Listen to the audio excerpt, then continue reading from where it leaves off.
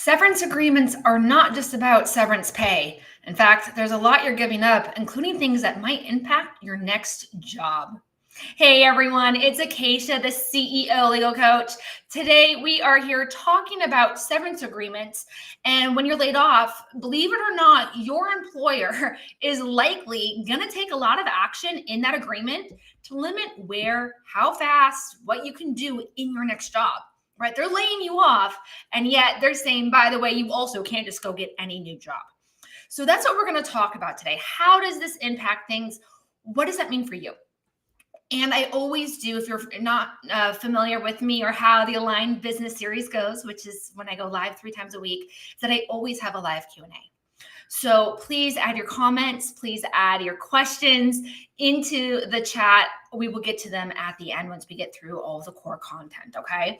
And I always try to keep these under 30 minutes, but with questions, sometimes we go long. Okay, so let's dive in for a second. What does it even mean when we have a severance agreement, and how does it impact your job? So the severance agreement that you have in front of you, your employer is offering you severance, which is really nice and, let's be honest, really shiny and distracting when you're losing your paycheck.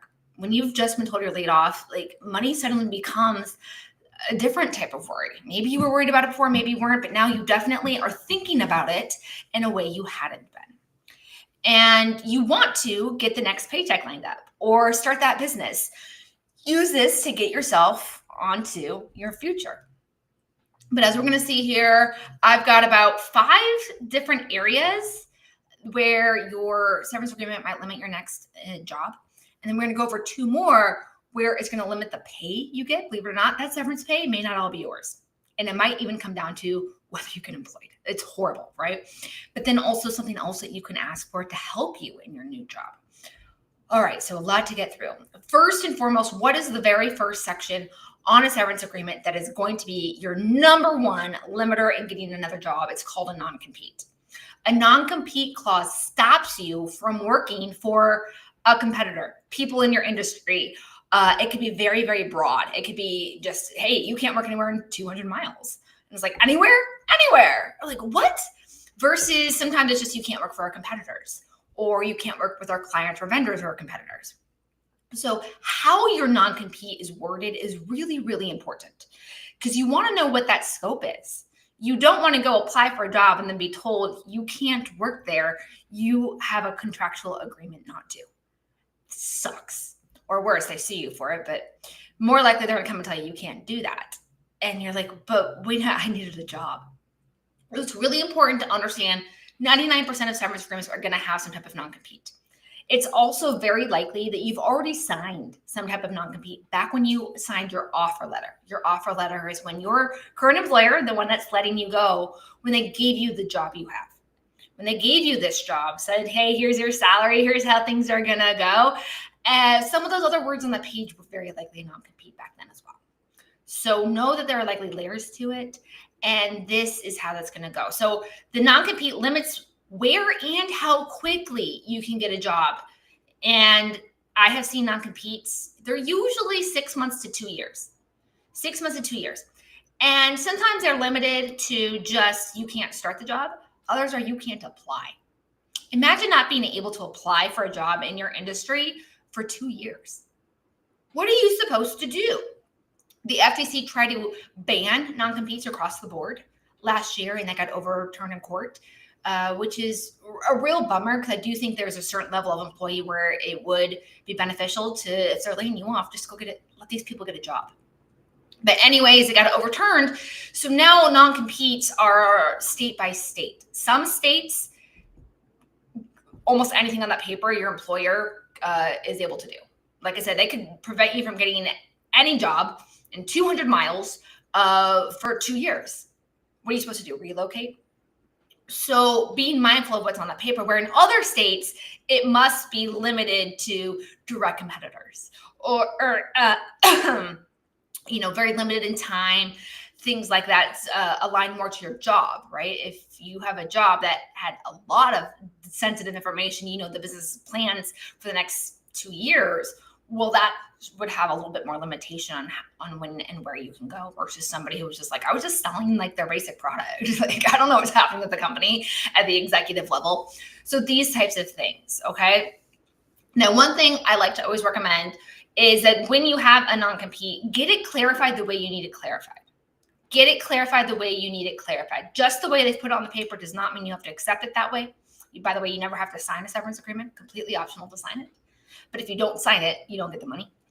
But one of the things I always recommend in this non-compete is get it articulated, not just in what is and isn't allowed, but the actual companies you're not allowed to go to. Because hear me out on this. If you can get them to say, I don't want you to go to these 5 competitors, now you know they can't come back later and be like, oh, so-and-so is now a competitor. You're not allowed to go to them. You'd be like, no, you said these 5. I didn't go to these 5. Another thing is what types of roles or situations. I used to work with Fortune 500s. Fortune 500s have like 5 different divisions. I only worked in one division. I have no idea what the hell goes on in the other 4. And I'm definitely not going to be working to undermine them because I don't know what's going on in them. So if I go to a competitor of a Fortune 500, well, that could be almost anybody in a number of areas. So I would get it limited to, you can't go work in this specific division for these competitors. See how that's different? And then saying you can't go to any, because there are some industries where it's just large businesses that it's been around, companies have acquired and merged and things like that over the years. And so you're limited to these specific, like what you can and cannot do. So when they just list the whole Fortune 500, well, that's broader than what is necessary. So get these types of clarifications. And then how it helps you is, let's say 3 months down the line, somebody that wasn't a competitor before, but is now, suddenly is the place you can go work at. Suddenly is a place you can go work at. Or you can work at their competitors, but in other divisions, other types of rules. And then when your non-compete is up, then you can move directly to compete with them. See how this helps you open more doors that would be closed if you have a general non-compete on your agreement. But know that a severance agreement 99% of the time will have a non-compete in it. It's probably enforcing or expanding the non-compete you signed on your offer agreement.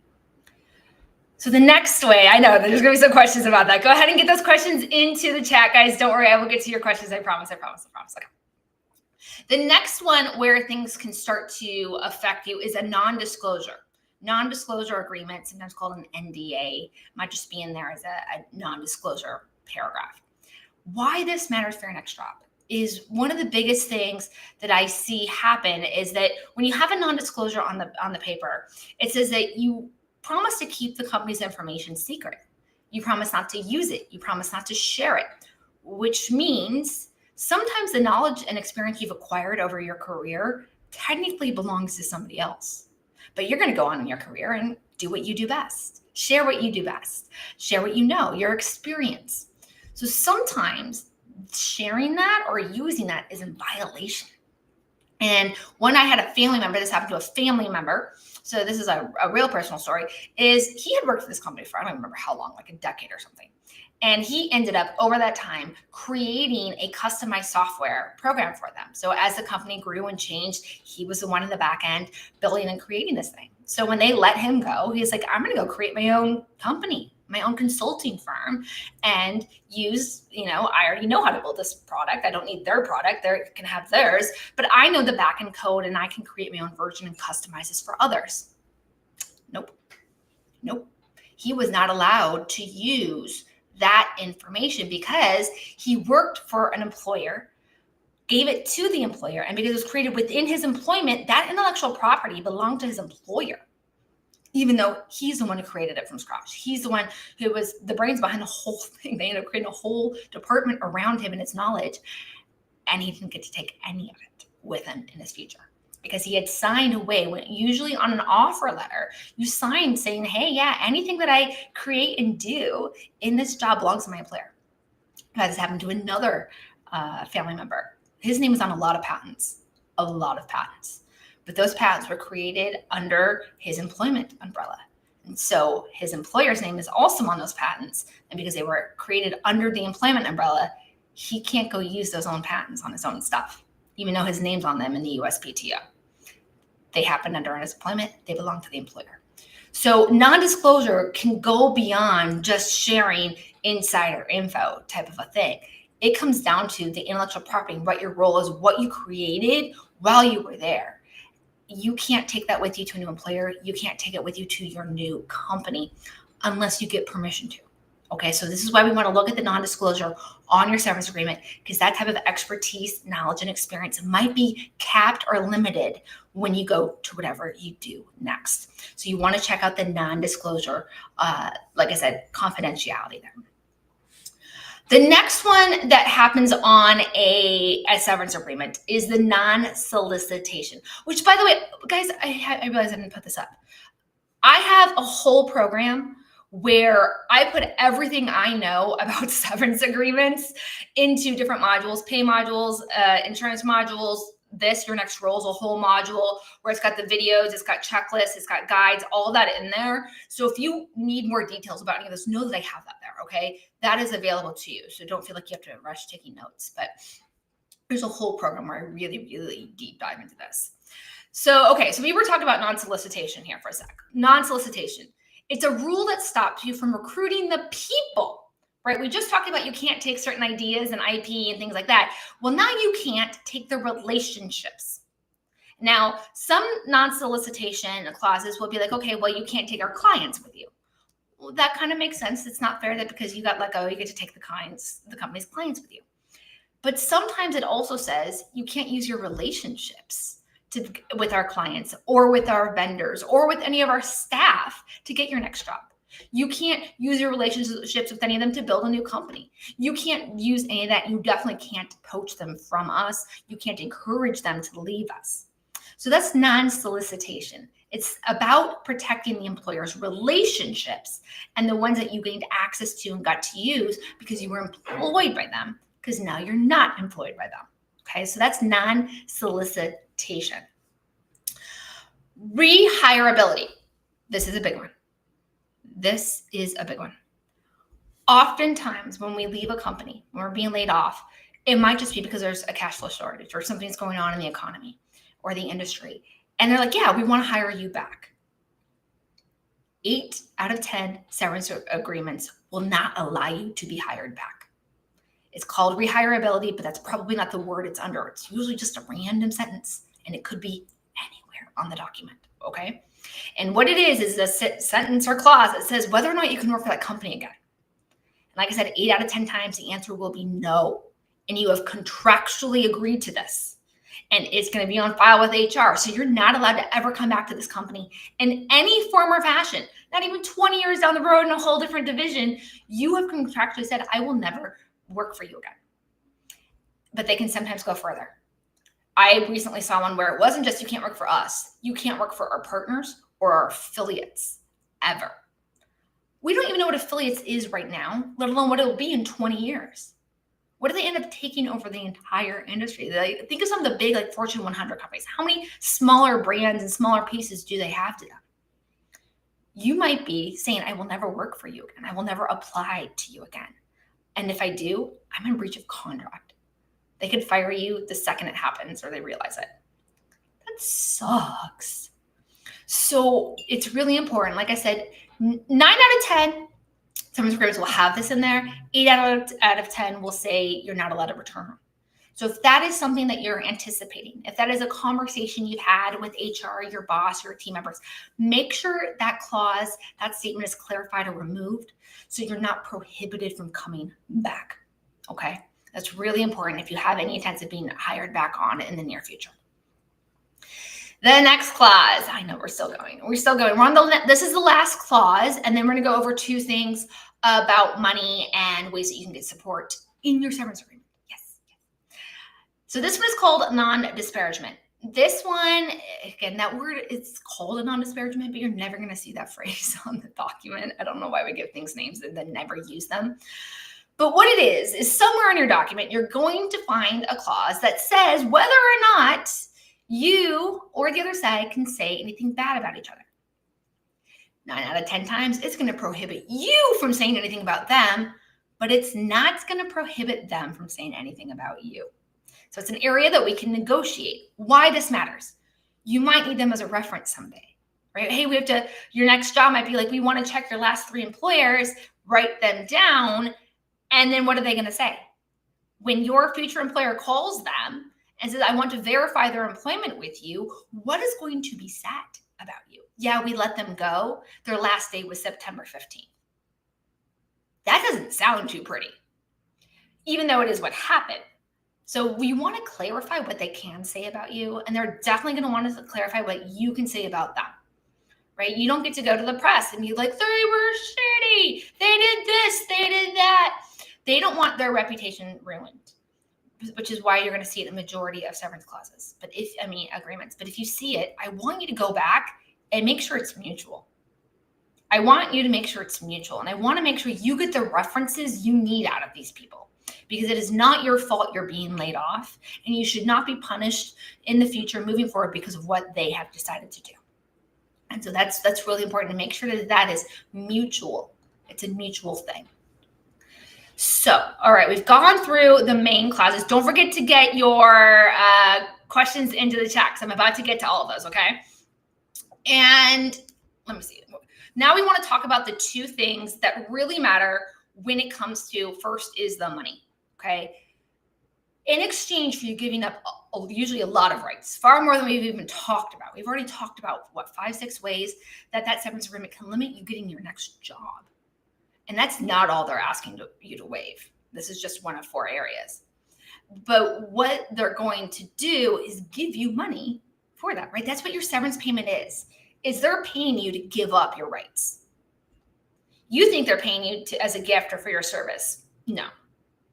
10, 20 years ago, yeah, that's what severance payment was. It was a thank you. It says, oh, sorry, we're letting you go. Now it's a business exchange.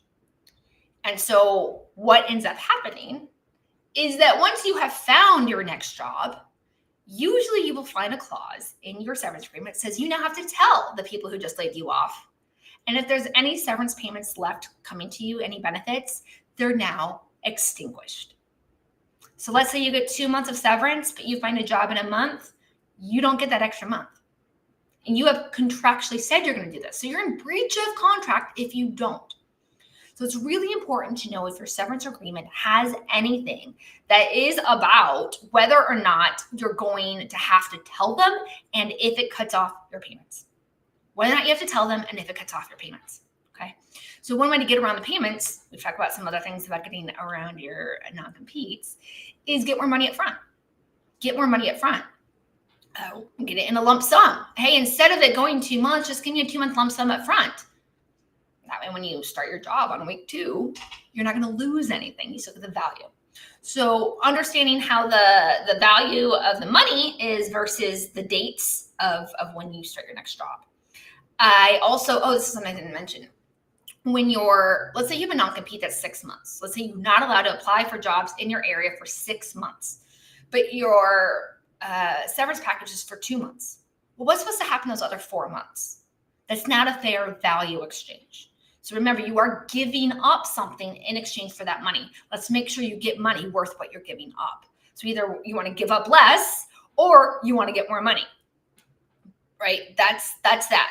There is not a law that says how much money you can get other than the laws that say, well, I'm not aware of a law. Let's put it that way. I am not aware of a federal law, and there's not a state law where I am licensed. So check. This is one thing. Everything is state by state when it comes to severance agreements. Everything is state by state. So double check. But off the top of my head right now, where I'm licensed and in my experience, I am not aware of a cap in the amount of money you can get for your severance other than the one regarding pension plans. What makes a severance payment different than a pension plan is that pension plans are intended to be retirement benefits, but is the amount. So your severance is not allowed to go more than double what you made last year. Then it becomes a pension, which is a different situation, which gets taxed differently, everything. So that's the only one I know of. Right? There might be others, but that's the only one I know of.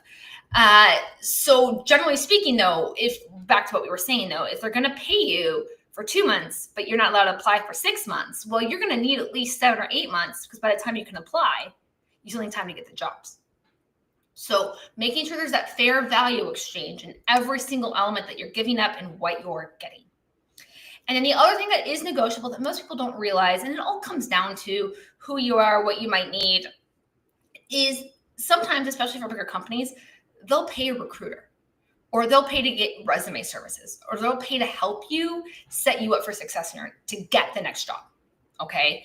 Because they would end up having to do their unemployment insurance and all these other things. So it's something you can negotiate in sometimes is, hey, you're the one laying me off. I want help getting my next job. And if I have to hire a recruiter because of the type of industry we're in, I want you to pay for that. So just know that that is something that you can do. That is something that you can negotiate in. All right, are we ready? I see the questions. Oh my gosh, this is a long list of questions. Okay, we've got we have 9 minutes to get through all these questions. Oh my gosh. Okay. How do I know if I even have a non-compete? Okay, 99.99% of the time, it's going to be in your severance agreement and or your offer letter. Right? You may have already signed one. So first off, go look at your offer letter. If you don't have your offer letter, ask HR for it because you want to be fully aware of it.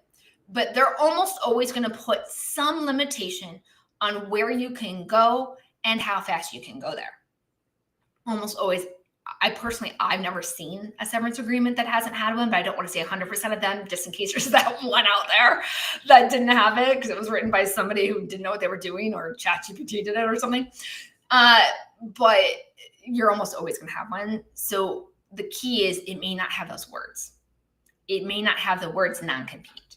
It may just simply start to say employee promises not to go to any of the following places for the next 6 months, or you're not going to apply. Look for words like apply, hire, competitor, competitors, vendor, suppliers.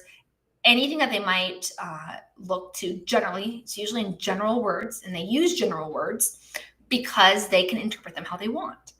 It's another reason why you definitely want specifics in your severance agreements, why I recommend having the list. If you're really uncertain, you can ask, but the hesitation I have about having you ask them is, one, asking them doesn't mean it's not in the agreement or vice versa. What they clarified doesn't, if your agreement says you can't go to anybody for 6 months, but then what they say is, well, what we really mean is, well, you can't go to our competitors for 6 months. If that email that you got from them isn't explicitly listed in your agreement, it doesn't apply. It doesn't apply. So it's a little bit dangerous. And also, what if you were the 1% that didn't have one in there and now you open the door? So I would prefer you search for the types of words, skim it, scan it. It's very likely to be in there. Okay. If my non-compete is too broad, is it enforceable? Oh, this is a great question. Okay. So I think I mentioned that the FTC tried to ban non-competes in general last year. Try to waive them across the board, except for certain types of positions or roles, because they can be so predatory and overly inclusive. Like I said, they can prevent you from getting any job anywhere in 200 miles for 2 years. What? But it is important to know that non-compete laws vary state to state. Every single state has different laws. Some states let almost anything go by.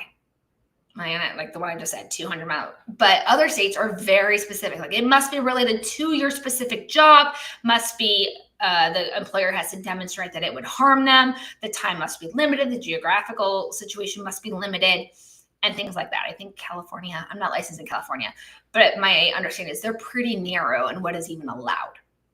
But here's the thing. It is better to negotiate the non-compete than to sign an illegal one. Why? Because you don't know yet, unless you go to a lawyer, that it is in fact illegal. And I have seen this where people are like, oh, I can tell it's illegal, so I just went and violated it. Well, you're still in violation of a contract. You're still breaching a contract. And so now you still have to go through all of that. Your employer can still come sue you, enforce it, cease and desist, all of those things. But also, they're going to tell your new employer. And your new employer is going to want nothing to do with that. So they might just drop you just to avoid being involved in the lawsuit, whether or not the non-compete was legal. The new employer may not hang around the year or two to get through litigation to find out. So it's best never to sign one that you think is illegal to begin with. If you have any concerns about that, please find an employment lawyer in your state. I cannot enforce that enough. So much information online is general. So I don't want you following, Utah, a blog out of Utah if you're in Florida, right? I want you to make sure that you know that those are very, very different.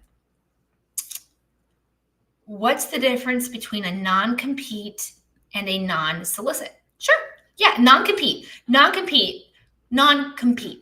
You can't go to competitors. You can't do anything that's going to compete with their vendor relationships, with their supplier relationships, with their client relationships, that competes with their products. So the compete element, right? You can't build a business that does things like that. Now, compete is generally vaguely interpreted. So like I said, my family member, that the software, he's not competing with them. That company doesn't even sell software. That's not what they did. But he had created software within his employment there. And so they were like, you cannot have your company that does this. Where a non-solicit is from solicitation, it's about the relationships. So it's one thing to not compete with them on paper or product or services. It's another to utilize the relationships. You can't use the relationships with our vendors. You can't use the relationships with our clients. You can't use the relationships that you have internally. So solicitation is about the people and the relationships. Not compete is about the product, services, and what's going on, like what brings in the money. So two totally different things there. And that's kind of the way to remember them. Compete is about competing with them, and solicit is about the relationships. If I remember information in my head, does an NDA still apply? Majority of the time, yes.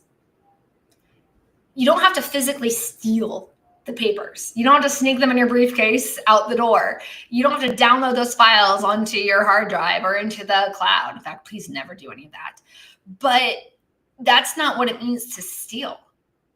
Because ideas themselves, the processes, hey, back at so-and-so company, instead of doing this, this, and this, they did it this way.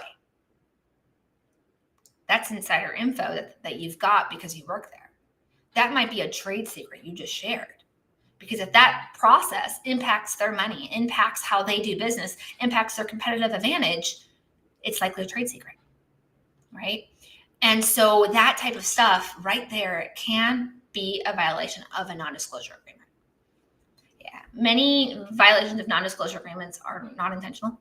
Most people are trying to be good people. You're probably a very good person. I trust that you are. So it doesn't end up being intentional stealing. Intent is not part of a non-disclosure. It's simply saying you're not going to use that information or share that information. No bearing on whether you intended to or not. Complete accident still counts. Yeah. Why would a company ban me from being rehired? Great question. A few reasons, but the number one reason is retaliation. People can hold a grudge for a really long time. So let's say you get hired back 2 years later, you go inside there and you ruin things from the inside. You release stuff to WikiLeaks. And we've seen these types of things, right? That retaliation from the inside, that harm, that's usually why. They also don't want you to have an idea of a lawsuit, come back in, get the information for the lawsuit. Those types of things. So whenever they put something into your severance agreement that you're waiving or giving up, it's to protect them. There's something that's protecting them. Yeah, that's the retaliation is the number one reason, I think. Does the no-rehire apply to subsidiaries too? 50-50. 50-50. The rehire ability thing, like, can they hire you back? Check. I have seen simply, you promise not to apply or work for this company again. But then, like I said, I've seen ones where it's like, you can't go to our subsidiaries or affiliates, anything in the family. And what's difficult about these is what's in the affiliates, the subsidiaries, the family now might be different in 5, 10, 20 years. So that type of information is good to know. So just look at the words. It's usually a very simple sentence. It could just be a few words in that sentence, but it might be packed into a paragraph somewhere else on the paper. But double check what it includes, because they are all different. Can I post on LinkedIn that I was part of layoffs? Look at the documents. Look on the documents. If you're saying if they haven't made layoffs public, you're disclosing behind the scenes information. If you're seeing anything about bad, like they're a bad company, they do this.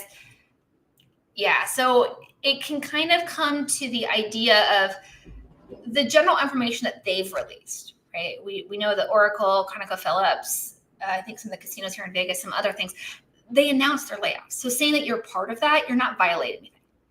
But if you say something bad in that, something negative about the employer, ConocoPhillips, I don't want to use a word, a name, company A, B, and C laid off their best employees. I cannot believe they did. Now you're letting that emotional fuse into it. That's where we start to get into that non-disparagement, harassing, saying the wrong things type of thing, okay? So be mindful of that, because what you post on that internet can be seen, can be picked up in the media, anything like that goes back to them. But if you haven't signed, away that right. If you don't sign your severance agreement, unless it's in your offer letter or something else that is there, you don't have to waive the right. But if you want that right, I would not sign your severance agreement. Yeah, okay, we're already at time, but I'm gonna hit these last two questions. I think there were two more that I saw. Let me see. Are resume and career coaching services really valuable and available? Yes. Yeah, like I said, sometimes recruiters, so sometimes new employers don't like to work with recruiters because then they have to pay the recruiter a fee. Well, let's see if your current employer will cover the fee. And then that way all a recruiter is doing is using their existing relationships. Because that's the thing about a good recruiter. If they are industry specific or geographically specific, I've had some in my career, they know everybody. They know everything about everybody already. And so they know if a company is looking without publicly looking. Companies look for jobs that never get posted. So the recruiter can really, really help you in that way. But like I said, sometimes new hire companies that are hiring don't want to work with a recruiter because they don't want to pay the fees. So get your current one to pay the fees and stuff like that. That can be really, really valuable. It also just helps you not have to stress as much. All right. If you get 2 months of severance, let's enjoy that. 2 months, that's not 2 months that you need to freak out and panic. Enjoy your time off. Learn something new. Travel. And yet know that somebody's out there trying to get you a job. That right there, peace of mind for a few months, few weeks to breathe. That's really amazing, right? When was the last time you got a 2-month break? This type of stuff. So can it be valuable? Absolutely. Okay, one last one. Can I negotiate severance terms after I've signed? Usually no. Usually no, because you've already agreed to it. So why would they reopen negotiations? It's not in their favor. And that's the truth about any contract. A severance agreement is just a contract. It's a contract just like all the other contracts out there. Once you signed, you've accepted it.